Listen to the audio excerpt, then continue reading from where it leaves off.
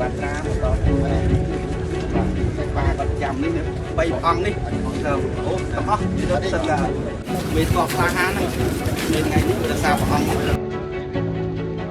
ឬកុំចូលរួមនៅក្នុងការផ្សព្វផ្សាយព័ត៌មានគូកុហកតាមគ្រប់រូបភាពរបស់ក្រុមប្រឆាំងជននិយមតែតែងទៅញុះញង់បន្តគំនិតហិង្សាដោយចេតនាគោលបំណងបំបែកបាក់សាមគ្គីភាពរបស់ប្រពៃជាតិយើង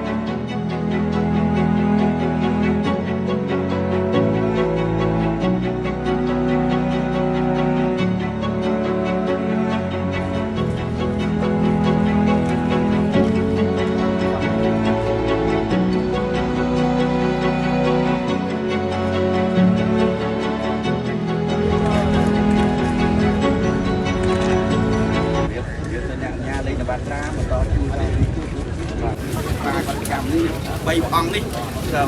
ទាំងអស់និយាយទៅសិតថាមេស្កខ្លាហានហ្នឹង